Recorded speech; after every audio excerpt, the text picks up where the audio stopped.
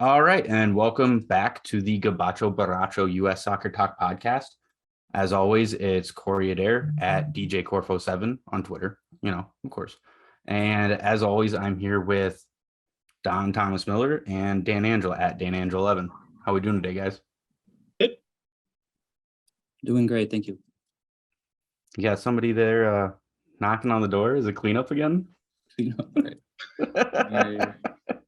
Made you guys be late, and then now the cleanup's there. Just this is kind of a normal thing. Well, we also have a special guest, Dan. I'm going to go ahead and pass that over to you. We have somebody here that has never been on the show before, and it is your cousin. So why don't you go ahead and give us an introduction? So we are pleased to welcome on my cousin Rebecca Angel. Because frankly, with the climate of how things are in the world right now, and how the three of us, we love soccer. We talk about it a lot, but we're men, and we don't have the perspective that a female does on how things are in the world right now. And I personally can't think of anyone better to help give us that perspective than Rebecca. So I'll just open up the floor to her. Thanks. I'm happy to be here, guys. This is exciting. So, thanks. Real quick, what's top favorite sport? Baseball. Baseball. Oh yeah. I mean, look at my shirt. This is lifelong Red Sox fan. This is the famed seat where Ted Williams hit the longest home run in Fenway Park. Son's named after Ted Williams, good old Theo. So yeah, baseball is near and dear to my heart. My dad was a professional baseball player, so was my uncle. My brother played in college, and grown up just loving the game. Second, college basketball. Third, golf. Then college football, soccer, and hockey are like right there neck and neck. So I just love all sports. So I've been a sports fanatic ever since I was a wee one. Yeah, that's something that we all easily share in common. We regularly reminisce on some of the stories of what got us into the sport that we're into, because we'll talk about random sports on a regular basis. Sure. Usually Big 8 football. Yeah. But no, speaking of Red Sox, I never really watched any baseball until that 04 ALCS. Oh, wow. It imprinted on me. What a magical one. Well, that was the one to do it for sure. Yeah.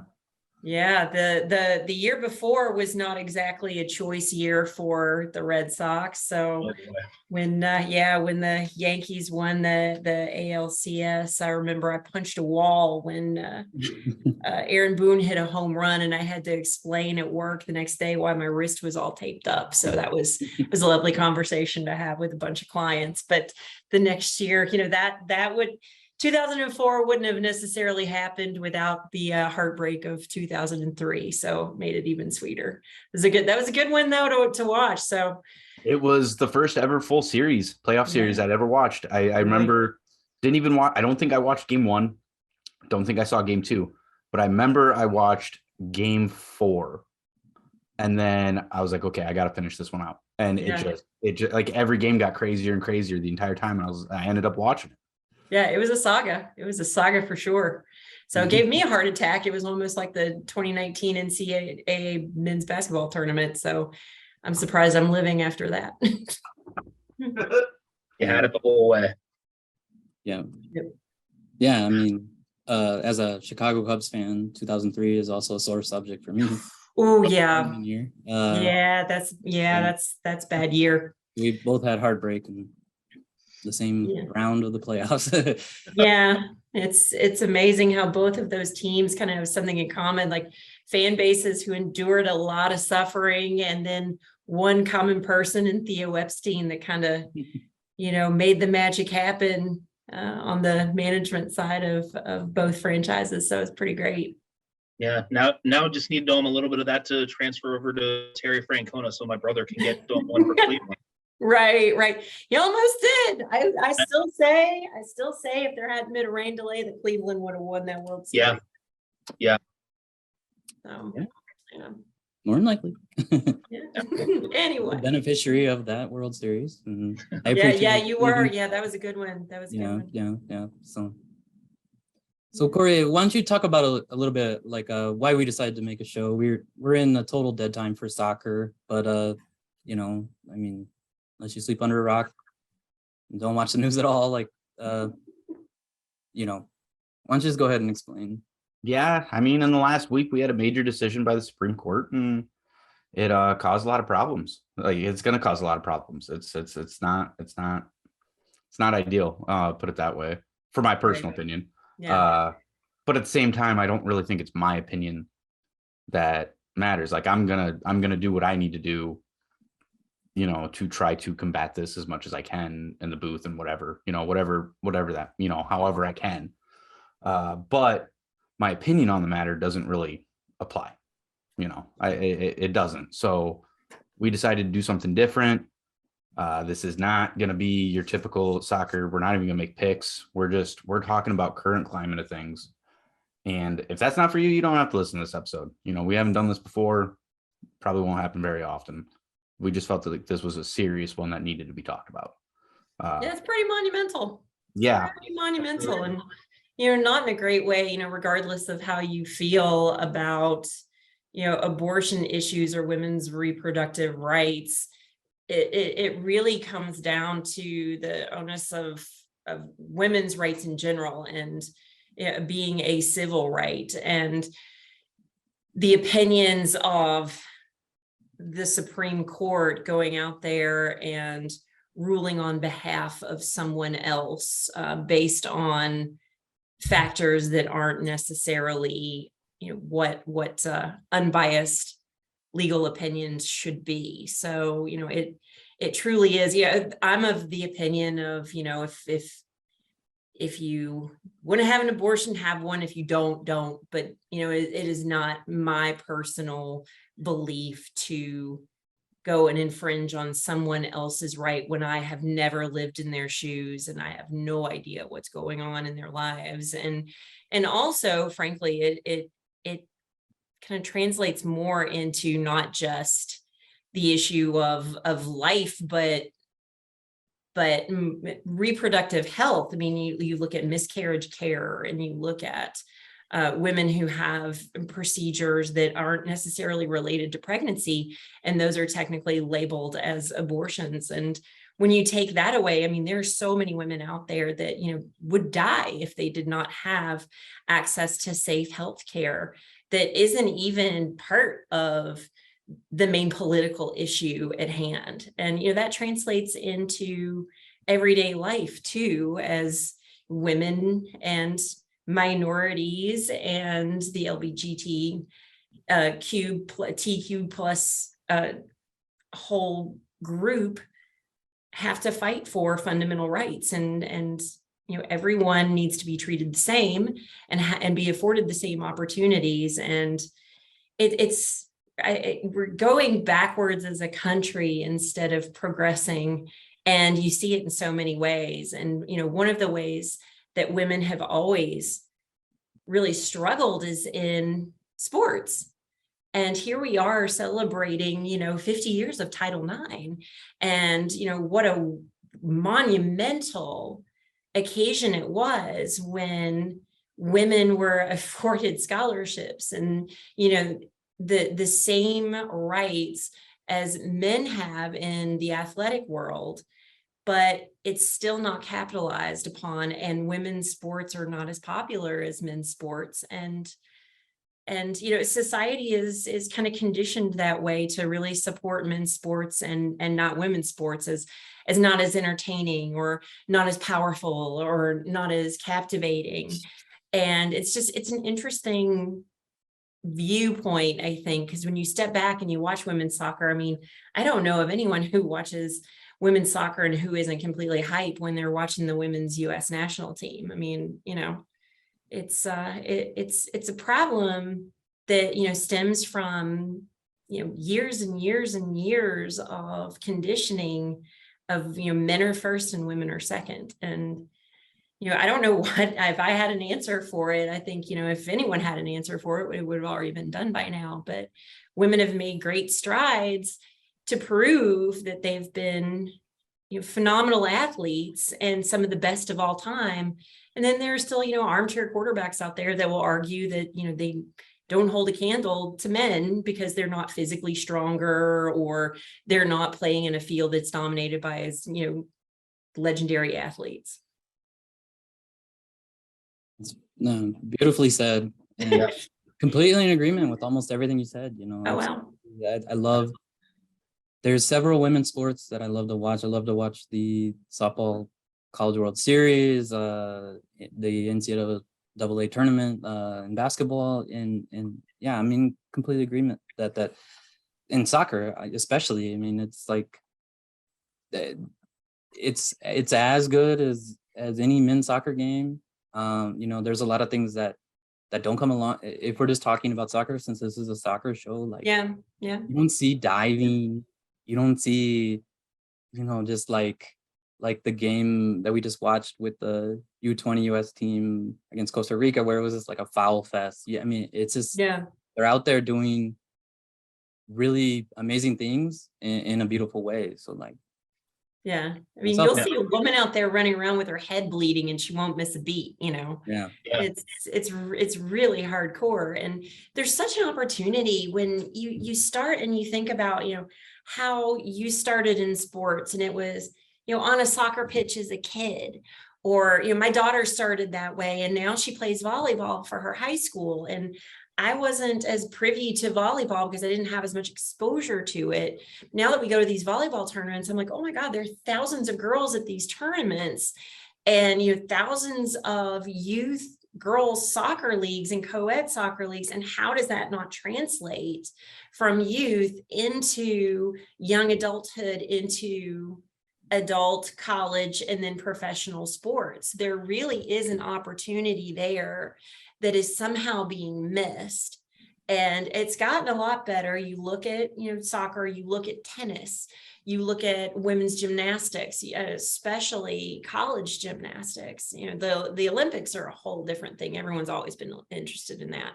But collegiate gymnastics are really at the forefront right now too. So there have been a lot of strides made, but it's not even, raising a blip on the radar next to the opportunities that men have, and the audience that is ready to receive it. Yeah. And I mean, something that we were talking about before we started recording tonight, the whole bombshell with USC and UCLA going to the Big Ten. Everyone's talking about how does this affect football. USC and UCLA are longtime national powers in women's volleyball. Yeah. And nobody's saying a word about, well, how is this going to affect the Trojan volleyball team flying out to Penn State or Maryland on a Wednesday night when they're supposed to be in class? Because nobody's concerned about the money that's right. It's not a revenue generating sport, so no one talks about it.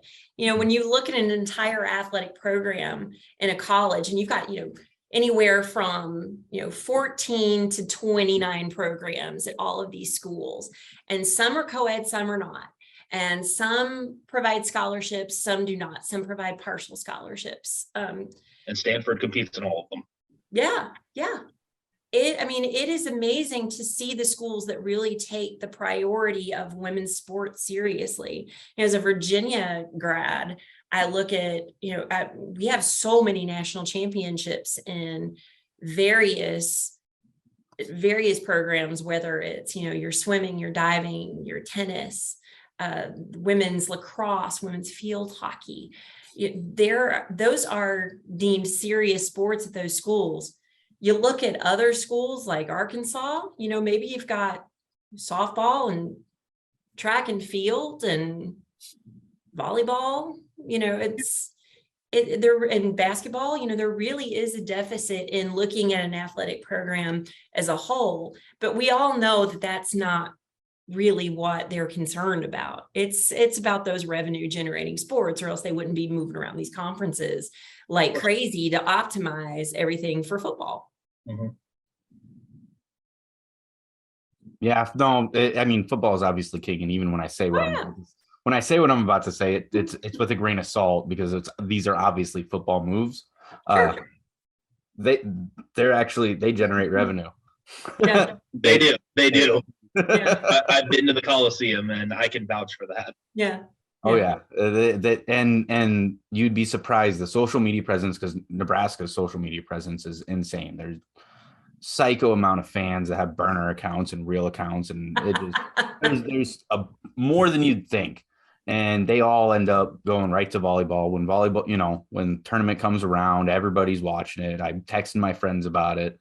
It's one of the few instances where women's sports are actually held in high regard. Like we love that team. Yeah. I mean, that's phenomenal. I mean, well, number one, everyone loves a winner, but number two, when it's your winner, makes it even more special. And so when you get behind that team, it's wonderful to see that kind of support. The UVA women's lacrosse team, they have all of the other athletes there at their games who can be at those games. And it is really fun to see. But when we don't have the support of an entire university or an entire community, it also shows you what's important to people. And, football will always be king. It will. Basketball will be king in some, universities and some areas of the country. It just will. And, those things aren't going to change. But the thing that I really hope to see change is just the level of interest and involvement from the younger generations. Like I see my daughter and my son's generation, and they are much more aware of their surroundings at ages 14 and 16 than I ever was. I mean, all I wanted to do was, go to the mall and watch a movie and maybe get an Orange Julius kind of thing, and then maybe sneak around with my boyfriend and walk around the parking lot, and these kids, they're out here protesting and talking about women's rights and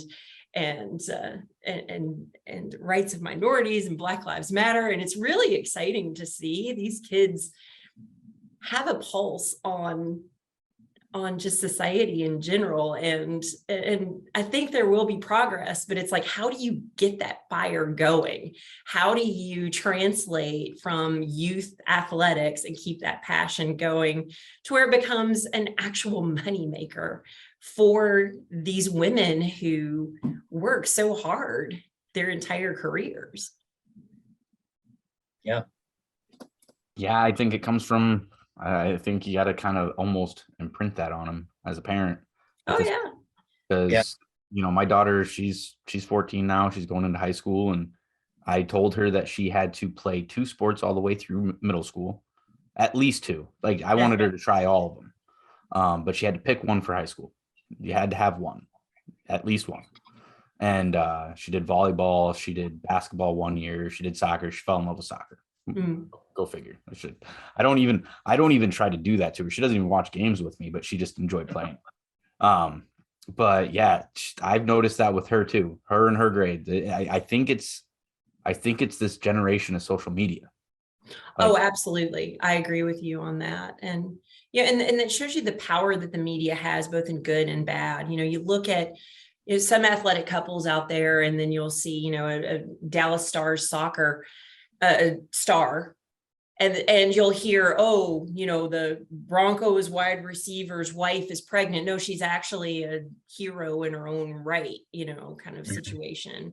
Whereas she has a name and she's famous in her own right. You don't need to bump up her husband just because he plays football somewhere. You see those instances all the time. Or, you look at women in sports who are, even in the booth. You look at Jessica Mendoza and the crap that she has to go through all the time, where men are like, oh, you've never played an inning of baseball in your life. Well, no, she's a gold medalist in softball. Like, what more do you want? Sure, your Little League championship trophy's really holding up well, So just, the stuff that these women have to go through. I was at a Baltimore Orioles game a few weeks ago, and they were playing Guardians. And I said to one of my coworkers, because the woman in the booth, Melanie Newman, is the first female play-by-play announcer for Major League Baseball. And I've always been a huge fan of her. She was the play-by-play announcer for the Salem Red Sox. And so I followed her career, and knowing that she not only does the play-by-play on the radio, but she pulls double duty in the booth as the announcer for all of the players as well. I'm like, most of the time, if you've got a guy who's doing play-by-play in the booth, you've got a separate announcer out there doing, the big and now up to bat situation there. And she's pulling double duty for both, and she's not getting the credit for that. And so I was explaining that to my coworker, and he was just like, yeah, okay, whatever. And I just shook my head because number one, he dismissed me. And number two, he did not realize what a monumental thing that she is the first woman to do play-by-play analysis on a major league stage for a team. Not color analysis, but play-by-play analysis. And that's huge. And we're still at a point with women in sports where there are still firsts. And I can't wait till we get to the point where there's not a first, where there's not a second, where it's just you are there because you're qualified, not just because you're a woman, because there are female analysts out there who aren't necessarily good at their jobs, and that's okay. But there are women that are, and they need to be recognized as such. Absolutely. Yeah. And I mean, the whole thing about women covering sports and not getting the respect they deserve. Like when I worked in Trenton on an internship over a decade ago, we were covering the AA team there, myself and a female who now is a rather famous college football reporter named Nicole Auerbach. Mm-hmm. So if you read The Athletic, you'll recognize that name. Indeed. But so the Thunder, initially, they said that she had to do her interviews outside because they thought that would be uncomfortable for a female to be in the locker room. And that lasted for 3 days before they finally dropped that nonsense and allowed her access. But why did she have to deal with that extra hurdle just because she's a female? It's ridiculous. Right. Yeah, this whole notion that women need to be saved or protected is in that kind of environment is a bit ridiculous. I mean, we can certainly hold our own, and I'm speaking for myself, but it's definitely a hurdle that men have never had to think about, take a second consideration of. I mean, there are situations too where you get female reporters who all of a sudden they've got a lot of knowledge. And then you get the guys that are like, oh yeah, well, who was the MVP of the 1976 Phillies? Who cares? I was one, let me stick to what I know. No, I mean, I've got a great story. I was talking baseball. I was out with some girlfriends and there was a baseball game on and they were like, oh no, we've lost her. And so I started making small talk with this guy and he's like, oh yeah, you think sports and everything. He's like, oh, a Red Sox fan. And, he says to me, oh yeah, well, and we were in South Carolina and he said, who's a starting lineup of the 1982 Braves? And I just kind of said, I cannot believe this, because actually I've been waiting my whole life for that question. Because my father growing up would watch TBS, and for all of his golf buddies, he had me memorize the Braves starting lineup in the 80s. And he would be like, hey, rattle it off for me. I'd be like, oh, Bob Horner, Bruce Benedict, Chris Chambliss, Dale Murphy, Rafael Ramirez. And I'm looking at this guy like, all right, here we go, and so I tell him and he still wasn't convinced that I was a sports fan. And I'm like, are you kidding me? Of the one question that he had to ask me, I was just like, I can't believe I actually know the answer to this. Because, people will come up with the most asinine questions to ask you that, they don't even know themselves, or they heard it at a trivia night once and they memorized. So we, as females, we get that all the time when, sometimes all we want to do is just kick back and talk about players and games just as much as men do. Yeah, absolutely. Absolutely. There's no way he knew even 4 hours. No, and you get the trolls on Twitter, and it's always fun to get those, it's okay. Yeah, that's something that I've never actively thought about that. Yeah. That is something that, I mean, I've never done that. But then again, you know, like I've never been in that situation, and I can easily see that happening, like Oh yeah. all the time. All the time. Yeah. Yeah, I mean, you know, and it happens to the famous women so much. You know, if it happens to someone who is just, you know, your average sports fan like me, like constantly, I can't even imagine what those women have to go through. You know, they probably get threats, and their DMs are probably blown up with some really sick and twisted things, you know, that they have to endure that most people don't. Yep. So a couple things that we were thinking about throwing around tonight. We usually throw around questions or play a game or do something where we talk about a specific topic, a segment, basically. Yeah. But me and Thomas were talking, and we were thinking about doing, you know, favorite, you know, it doesn't have to be your top, maybe your top couple or whatever, but top female athletes throughout history. Doesn't matter the sport, just ones that captured you at a moment. And, you know, maybe it was one of those, I remember where I was when this happened. This was amazing, you know, Yeah. like things that we love to reminisce about, but we're just going to focus on the women's side of things. Mhm. I'll go ahead and let you kick it off and say one of your favorites, and then we'll kind of just go around the horn. And if we think of more as we go, we just go with it. So, Oh man, I'm showing my age at this point, but you know, I think it's a very popular moment, but Brandy Chastain's celebration was up there for me. You know, I was in high school, and just her electricity in that moment was something that I think the whole country felt. And there was something so special about that women's team that made all of us really sit up and take notice of women's soccer on a large commercial scale at that point. You know, little girls wearing Mia Hamm jerseys. But, you know, that Brandy Chastain moment where she slid down, took her jersey off with the sports bra, and the sheer joy of that just made me want to go run around the block. And it still does, honestly. Still does. oh, I totally get that. I trust me, I get that feeling. I know that. We all do. We all do that, you know. Yeah. Landon Donovan did that for us one time. But you know, it is the U.S. men's national team and women's national team, and that moment is probably to me, that's easily a more iconic moment in soccer history than Landon Donovan's goal.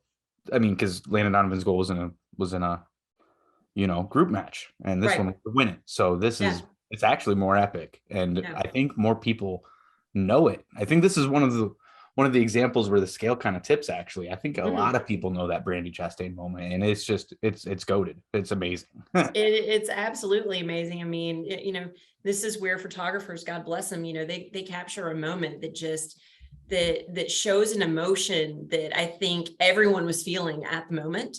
And an image is powerful, and it still leaps off the page whenever I see something about it. And it makes me want to go watch that match again, honestly. Yeah. Yeah. Totally agree. Yeah. And like of the inequality things that you were kind of bringing up earlier too. I mean, like, I don't have the exact stats, but you know, I mean, like, it's like 8 out of the 10 most watched you know, national team games in the history of the United States have been women's national team games, but they're still to this day, you know, fighting to get some sort of equal compensation for what they do when they bring so much more attention to the country. I mean, and they win. They win. And they win. Oh, they're the Yankees. They're like, what more do you want me to do? You know, they're literally the Yankees. But I mean, I wouldn't go that far. I mean, the only one who Give more has credit than that. only one who has more World Cups is Brazil's men. Right. Like the U.S. women are tied with Italy's men, and I mean, if you're going to count Uruguay's 2 golds from way back in like the 30s, those are the only ones with 4 stars above the crest. Yeah. Yeah. You know, go ahead. Oh, go ahead. Our men get to wear the 4 stars on the crest because the women have won the World Cup. Oh, hilarious. that's hysterical. You mentioned favorite female athletes, and there are a couple that come to mind for me because I love basketball so much too. And obviously I'm a little biased being a Virginia grad, but hear me out on this. Dawn Staley is one of the goats for so many reasons. It's like, what can she do? You look at her impressive college career. You've got one championship game, some Final Fours out there, 4 tournament appearances. She plays in the ABL. She plays in the WNBA. She plays for the women's national team. She plays for the country, gold medalist 3 times there. Then coaches college and coaches the women's national team, wins a gold medal as a coach, and wins 2 national championships as the coach of a college team. I mean, come on now. Like, that to me is just an incredible career at every single level. And, and not even just, when you look at the player and the coach, but as a role model and a mentor and a true force, because she's done it with her style. She's done it without censoring herself. She's done it on her own terms. And I mean, she's a legend at Virginia. When you go into John Paul Jones Arena, there's a nice historical montage and a nice mural with the men's program, and you've got everything from Ralph Sampson to Malcolm Brogdon and Joe Harris to the national championship team. But then you've got the women's side too, and Dawn Staley is right there next to Ralph Sampson in that, and that really speaks volumes. Yeah, and then her coaching career is you mentioned, like, South Carolina wasn't really known as much of a solid team. I mean, they had a couple tournament appearances in like the 80s and the 90s, but until she got there, that wasn't a women's basketball power. And now, I mean, her record speaks for itself. Yeah.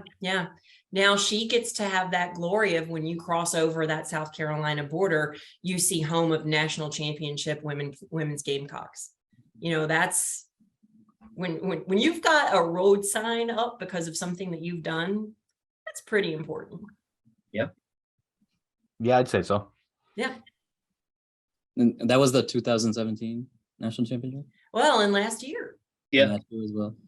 Yeah, because like what I prepared was like just some of my favorite moments, and that one actually has to do with the 2017 tournament. Not South Carolina in general, but South Carolina ended up winning it. One of my lasting women's sports moments was when Mississippi State beat UConn. Oh, that's a good one. Oh, I remember that. Yeah. It was I what a dogfight. 111 straight wins for UConn at that point. Yeah. What it kind of did was, it kind of turned the women's tournament into kind of what the men's tournament is, as far as like really anybody can win, there can be upsets from any seed, that moment where they hit a jumper right at the buzzer in overtime to beat UConn. Yeah, that was nuts. Absolutely. I was so happy for them. I mean, no disrespect to UConn, but I was so happy for them. Yeah, because as far as American sports go, you can't grow as a sport if it's just one team winning every single time. It's not. Till that to Alabama. Soccer. And then actually, that was the Final Four, and they ended up losing. But I mean, they still probably had the most memorable moment of the tournament, but they ended up losing to South Carolina that year. Yeah. So that's kind of. Yeah. Well, I mean, the women's tournament has had moments like that before. Like one of mine was the 2006 title. So that year, like, I think on the men's side, that was the first year of Joakim Noah and the Gators' 2-year dominance. Oh yeah. Terrible title game on the men's side. Oh. And then the women, Maryland and Duke, just played an absolute classic from start to finish. I mean, Christy Tolliver came up huge for the Terrapins, and like just seeing them pull that out when it seemed like Duke had it won, like that was one of the best games that I have ever seen in any sport. And like that was just riveting to watch on that final, especially compared to what I had just seen the night before, which was a complete snooze fest. Like that is what women's basketball can be and what it is when it's played at a high level. And I think the next year, the tournament after, like Tennessee, I think lost to Ball State in the first round. Like those kinds of upsets, when those happen, like that's really great for women's basketball and makes it much more interesting through the entire event. And it should be like, I mean, it should be something that is every bit as compelling as the men's tournament, because there are a lot of great teams that are very well coached and just a joy to watch. Yeah. And, you know, and Dan, you said the word team, and they play as a team. And I think there's so much of women's basketball all the way to the WNBA level where you see true team athletics there. And you know, that's becoming a lost art in professional sports. Yeah. Yeah. And that Maryland team specifically, like I think they had like 6 or 7 overtime games that season and they won all of them. And Jeez. and then in the championship celebration, Brenda Fries says overtime is our time. And I actually on Twitter, when my beloved Ottawa Senators in our 1 year of competence in the last 15 years made an unlikely run to the Eastern Conference Finals, I think we had like 4 overtime wins to get there. I write on Twitter, well, apparently the Senators have been taking lessons from Brenda Fries in the offseason. And that earned a like from her. Well, and you know, and think about it too, when you have all of those overtime games, think about how tired your players are. Mm-hmm. Think about how tired they are and how prone to injury you can be. And to come out of a season like that and tournaments that are just overtime game after overtime game as the champion, my goodness, what a feat. Yeah.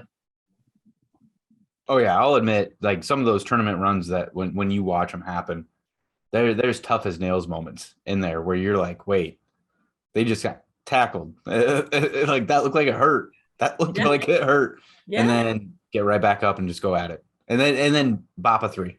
You know, just just lay it on somebody right after you thought they might come up because they just took a hard foul. Yeah. No, I was gonna say one of my moments. I'm actually gonna go before that. I probably could do a little bit better, but I remember my first moment where I was captivated by something was when UConn first started to get people to the point where those are the moments that people are watching for. You know, when they first set that record, you know, back in I was younger, I was in middle school, I believe, like in the early 2000s, when they first broke that record and they just kept extending it. And you're like, how long can this thing go? And it just kept going. It was incredible to see happen and see unfold. And I remember watching a bunch of women's college basketball games in that time period because it was incredible. Like you were talking about a second ago, playing as a team. Like that was, it was special. It was fun to watch. I fully enjoyed that. Yeah, and that's the only team that has really taken the spotlight away from Pat Summitt's Tennessee dynasty too, you know. That's huge. Yeah.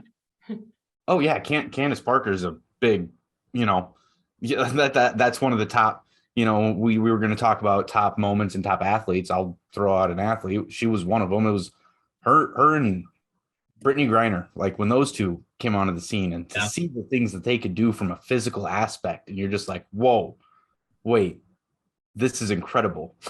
Like these two women are amazing at this. That's always been fun to see. I fully appreciate those two. Loved watching them play in college, loved their tournament runs. Like it just, I would have to say those two are two of them that are up there for me. Yeah. Yeah, no question. Yeah. I mean, I guess I'll share another moment or a team that I loved is the 2015 U.S. women's national team World Cup winning squad.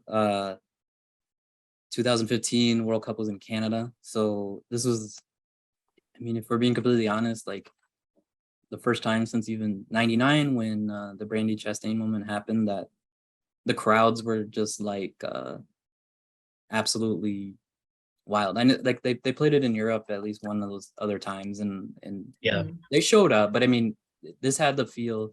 If you go back on YouTube and you watch these games, this is absolute crazy atmosphere. Canada's a really good squad. But that year, the U.S. women's national team, they hadn't won it since '99.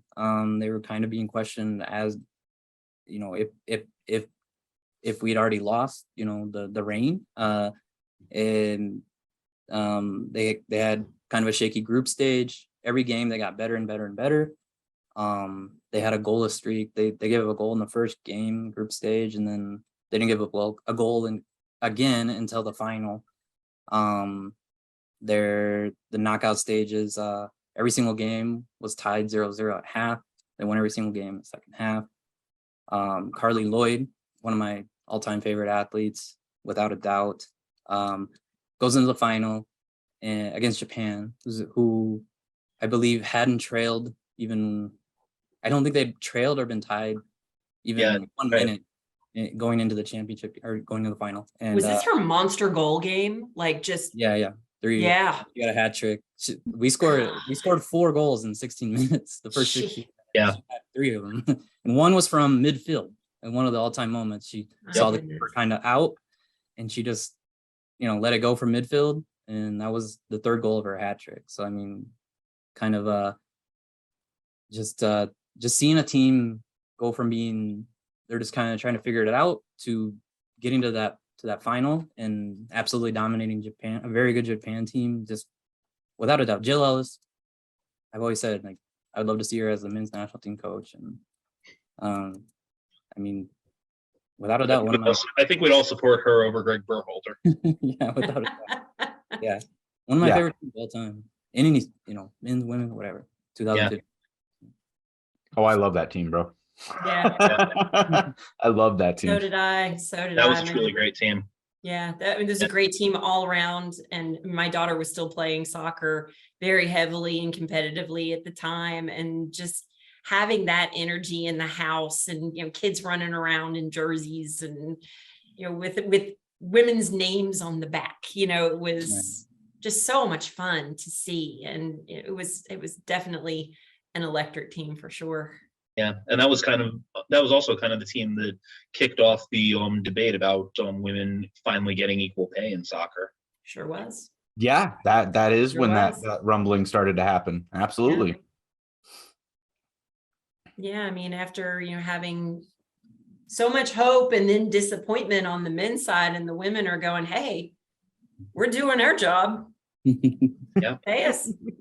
You know, and, you know, getting the endorsement money too, which is, you know, often overlooked too. And I don't know the stats on it. And, you know, what do men earn in endorsements versus what do women earn in endorsements by the same brands, you know, by your Nikes, by your Under Armours. There are certain opportunities that men have in endorsements, just as women have, you know, with male and female branded products, but also you're looking at your major athletic apparel endorsement ads, and I'm sure all of that's up to their agent and you know what the companies are willing to give them. But it would just be curious to go and look up all that information, because it's public knowledge. You know, it might be surprising, you know, either way, but that's something I might have to go check out for sure. Yeah, I'd be willing to bet maybe the one crossover is Serena Williams. Oh yeah, like she was on TV, like a commercial, like every other commercial there for Maria Sharapova might have been in there as well during her heyday. For probably the wrong reasons, to be honest. But well, I mean, she did have a few Grand Slam wins to her name. Like she was like, she's not Anna Kournikova. She right. was You said it. Yep. And to be completely fair to Anya Kournikova, like she was at least an excellent doubles player. Like I think she has a career Grand Slam in doubles. Yeah. No, she was actually she was just a good tennis player. She was good. Yeah, and who happened to be beautiful and capitalize on it. Hey, there's nothing wrong with that. Yeah, absolutely. Nothing wrong with that. But you know, Serena is in a league all of her own, just as an athlete and a person. Oh, you know, I'm firmly convinced. Like if you go based on percentiles, like there's there may be nobody in any sport in the history of sport Can't touch her. that was that much up here versus the athletic ability of their counterparts as Yeah. Serena Williams. It is absolutely mind blowing. I have Maybe argued that. Steffi Graf, maybe. Like Who? maybe Steffi Graf. Like, Mm. I mean, it's tough to compare because her era was coming to an end right as Serena's was taking off.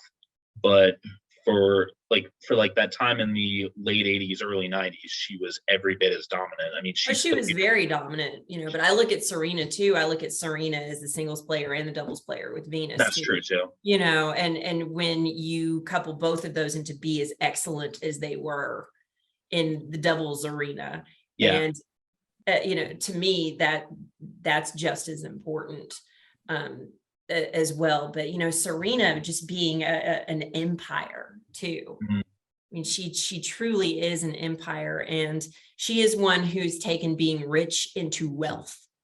Yeah. And that's a power. She's her own brand.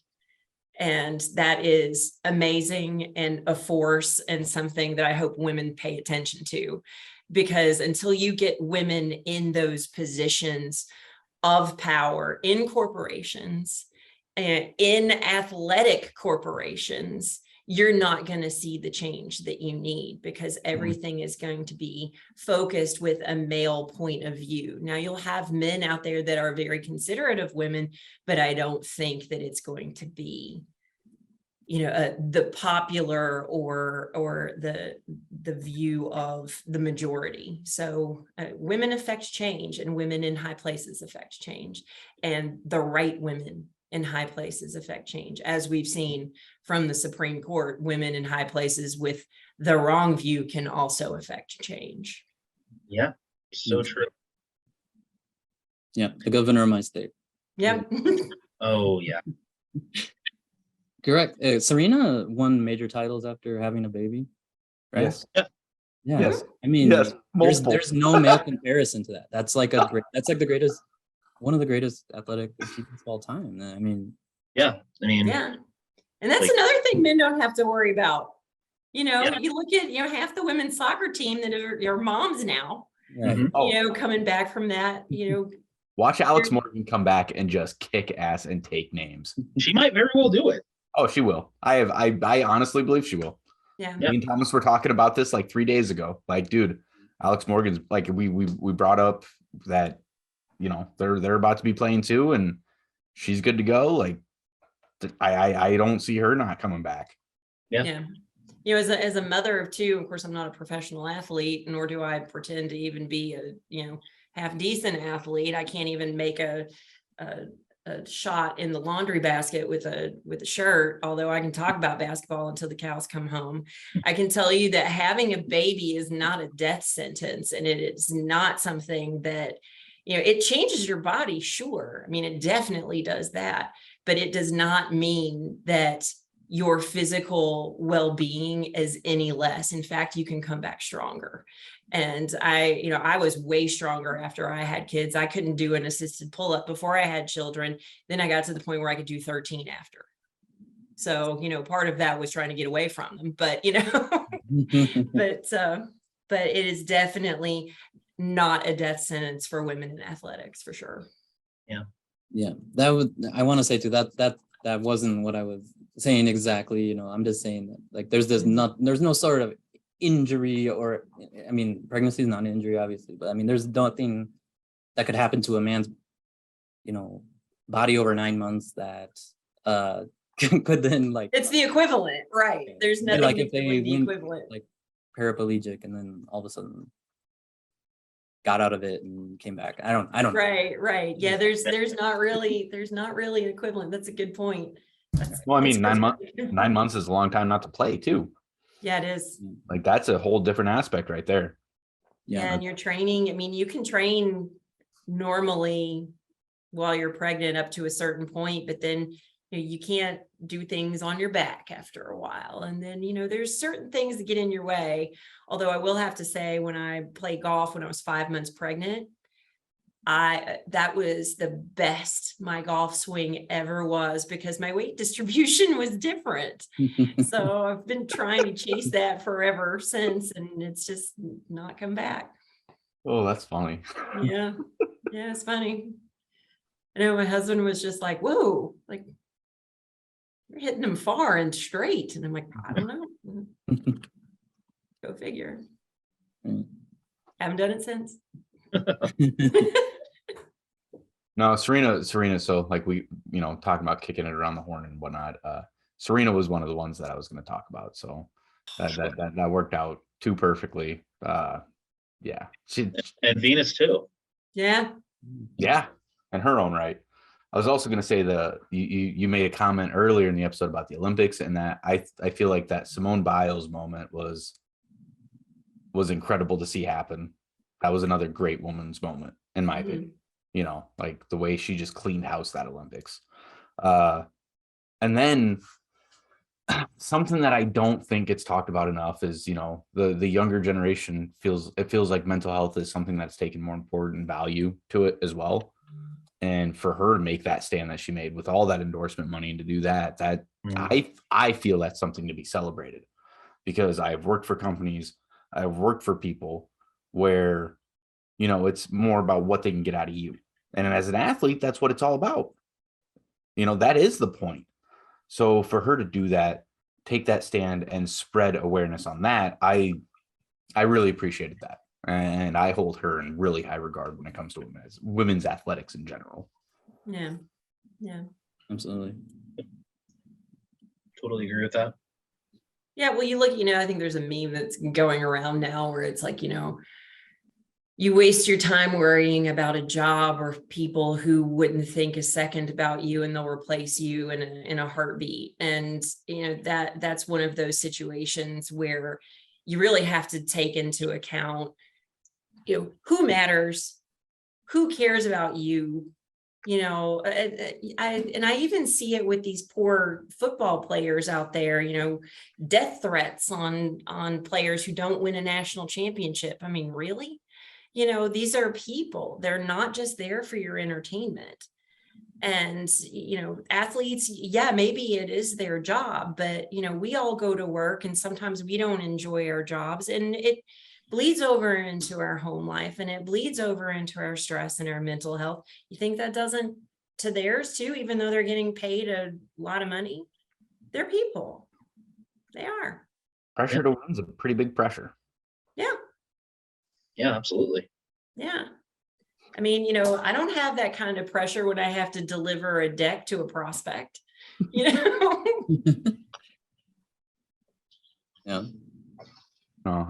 So is there any other moments? Anybody else have any random thoughts or anything else that they want to dive into before we get out of here? I mean, Abby Wambach's goal was another big one in the 2011 World Cup. Like just the way that happened and how that team just never gave up. Like that was incredible to watch. That was the 120th minute goal. 122nd. 122nd. Yeah. And that only happened because one of the Brazilian players, Erica, faked an injury, like one of the only times in the women's game that's ever shown up. And it was a Brazilian. Yeah. So the ref added the 2 minutes on that she was faking, gave her a yellow card, which also doesn't happen in the men's game. Like too many times somebody simulates and it just gets ignored, and Brazil paid the price for it. Yeah, I remember that moment too, actually. Like that one I did watch. It's a World Cup final. That's the only excuse I need. I might not watch every minute of every match in it, but it's a final. You mean we win? Yeah, I'm watching. That was the quarterfinals, but I mean, like U.S., Brazil, and women's soccer. I mean, that's like two titans of the game.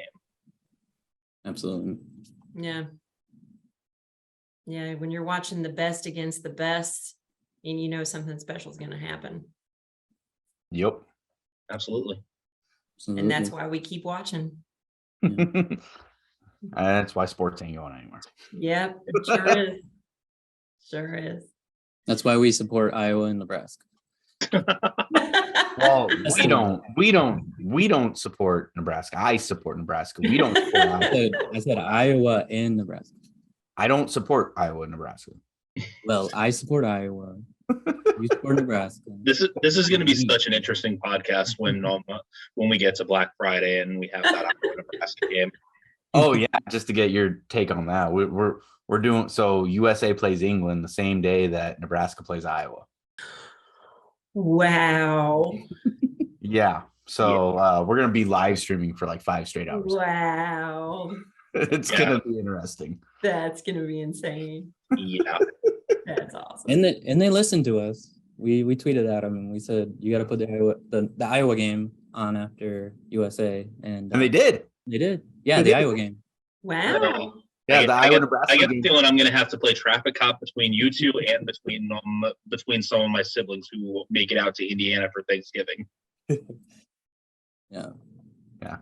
No, yeah. But all right, with that, we will go ahead and end this week's episode. As always, we want to give a shout out to the network, Coda Capper Sports Gambling Network. You know, we have a platform, so we used it. You know, and that's kind of the whole point here. And we couldn't be happier for the platform that they gave us. So shout out to the guys. Love all of them as always. And not sure when we'll see you next. You know, soccer's coming up sooner or later. Well, there is one big soccer event starting next week that's very appropriate to mention on the Women's Euros. And that's going to be a heck of a tournament. Yeah. So maybe, you know, if we end up watching a bunch of it, maybe we get together and talk about it. You know, we'll see, but we'll keep you posted. And as always, pay attention to Twitter and you'll know what's going on. So with that, go ahead, Thomas. Rebecca, you mentioned that you are on Twitter. Do you want to share your Twitter handle? I am. Hang on. It's been a minute and I am Angel with 2 L's _ Bex, BEX. So ANGELL _Bex. So I am out there in the Twitterverse and you can find me there. So I appreciate you guys having me on. This has been a lot of fun. Yeah, absolutely. Thank you so much for staying up with us. Hey, no problem. Yeah, sorry to keep you up, you know, but That's all good. It's all good. we really appreciate being able to get your perspective on it. I felt it was appropriate, and the sports conversation, we love talking sports. So Hey, I do too. So thanks for giving me and, you know, women in general a voice. So not everyone does. So I appreciate you guys. Absolutely. Yep. I want to say thank you as well. Thank you so much for staying up. I'm the reason that you had to stay up. So I apologize for that once again. You're fine. But you know, yeah, this is a great episode. Without a doubt, our best episode. You know, thank you so much for your insight. And you're welcome back anytime you want to come back. Oh, thank you. I'll be tuning in. All right. appreciate it. All right, guys. All right, thank you. Bye-bye.